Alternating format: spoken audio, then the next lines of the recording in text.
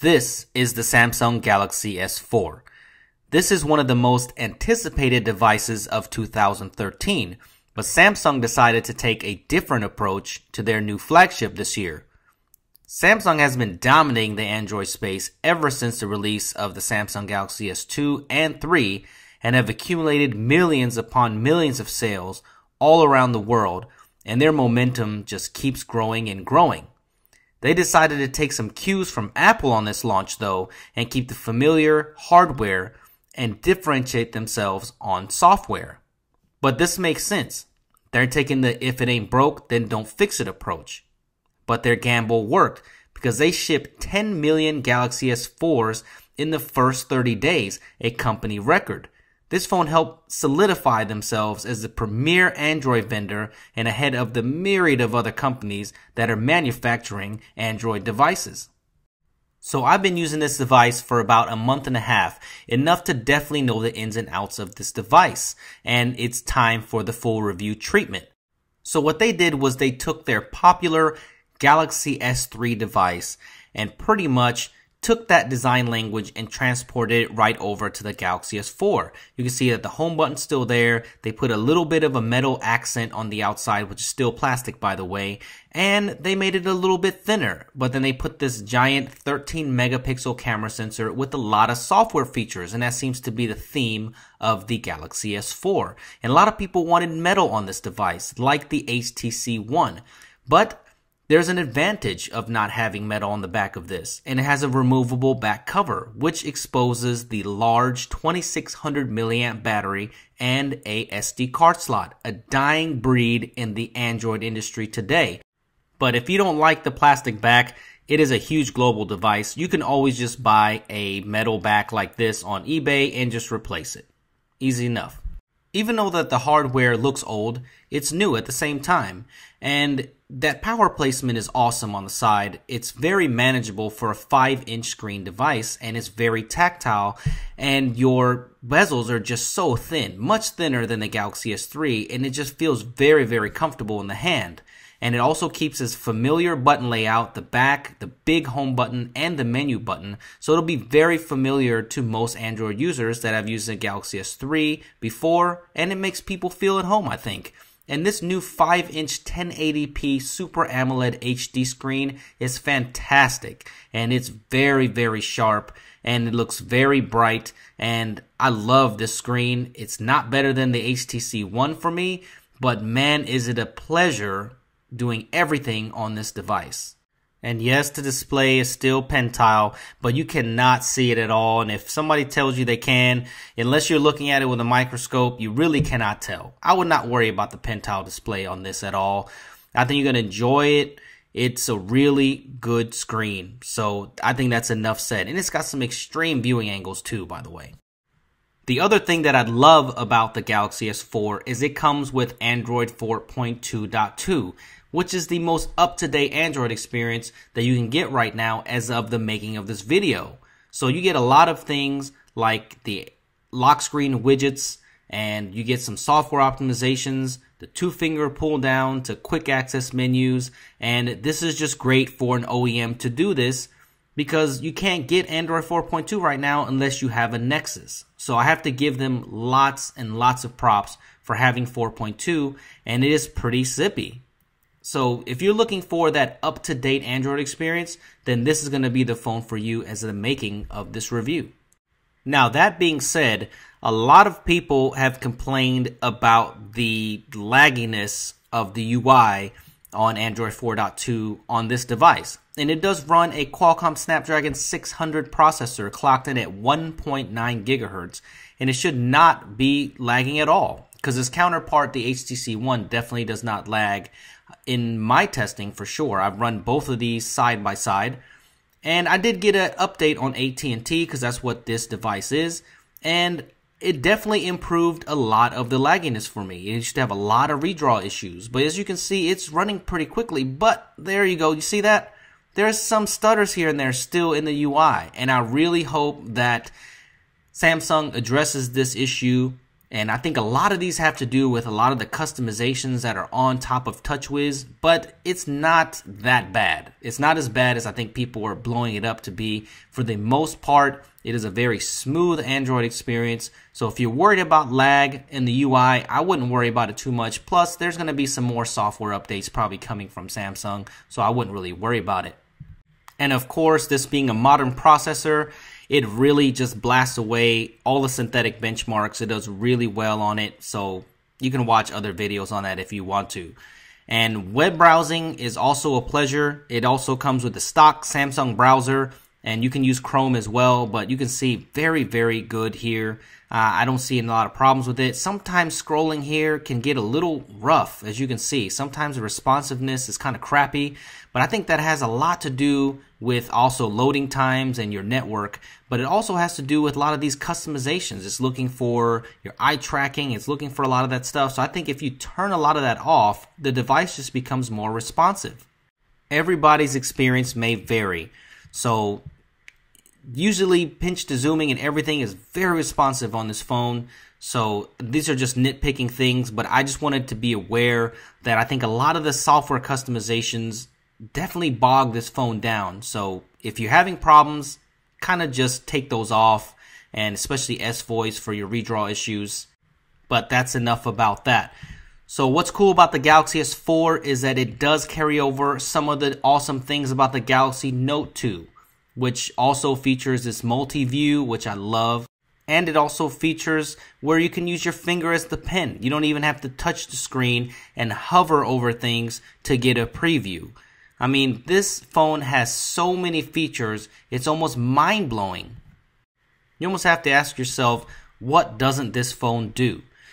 I mean, it has a IR blaster on top of the phone, so you can use it to control your TV. So you can hook it up to your set-top box and your DVR and pretty much just use this as a universal remote. Awesome. You don't even have to touch your screen if you want to shuffle through photos.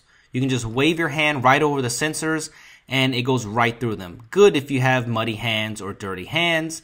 And the exact same thing for web browsing. If you want to just move up and down, you just use your hands right over the sensor. That's really awesome. And it also has eye tracking technology to where it knows if you're looking at the screen or not. Tilt the screen up and down.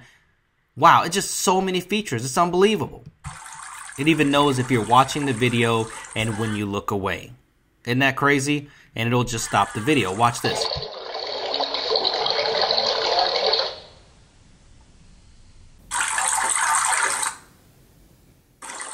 You can even answer the phone with just a swipe gesture. And the Galaxy S4 even helps you with your health stuff. So it can tell you what your weight is and what your fluctuation in weight is.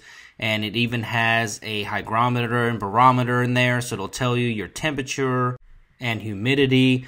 It's even got a pedometer built in, so it'll take your steps. So it just does so many things. Like the splash screen says when you first get it, it's meant to be your life companion. And are these things really that useful? I don't know. I mean, I found myself not using them that much. A lot of times I just ended up turning them off. When I first got it though, I was just using them like crazy just to kind of figure it out. It's kind of cool. But I found myself just using this phone for regular things. Web browsing, listening to music, things like that. But you have to just think about it. I don't know if you're going to use them that much, but they're cool to have anyway.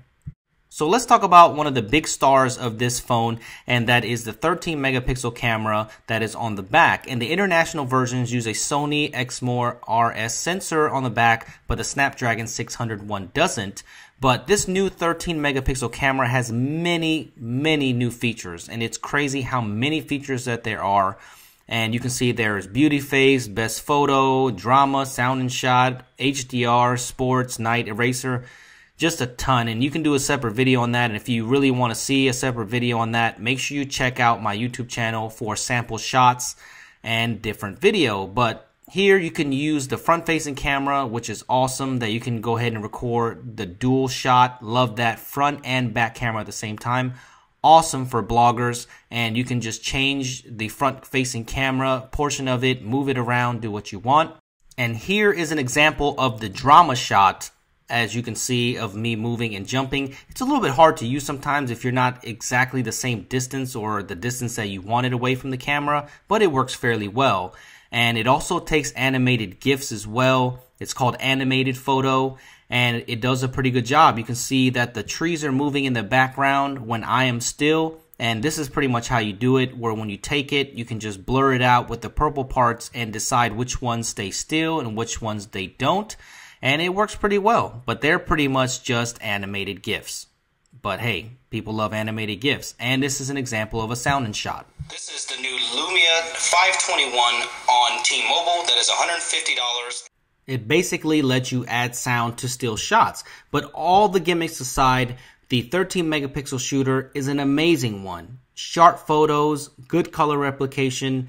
It is one of the best cameras on the mobile market today. And it even takes good low light photos as well. Not as good as the HTC One or the Nokia Lumia 920, but it definitely holds its own. For more details, please check out my camera sample video linked below. So let's just jump right into the call quality, and I am using this on the AT&T network. So it will vary on your respective network that you get the phone for. But I thought that the call quality was great for the AT&T model. I had no drop calls at all. I had really good strength, and the 4G LTE connectivity was great. Really fast data speeds too. I didn't think it was the clearest speaker piece I've ever heard, but it was loud, and I think it would definitely pass. And I think that you won't have any problems. It has a lot of features in the call quality too. So if you're worried about the call quality, don't be. It's a good phone. So let's jump into the gaming performance of the Samsung Galaxy S4. And this has the ADRENO 320 GPU in here, and it performs very well. And with the higher clock speed of the Galaxy S4 compared to the rest of the Android counterparts out there, it does help, and I think it also contributes to some smoother frame rates here. And this is Iron Man 3, and it plays really good on here without any problems. So any modern game out there, this GPU will play it.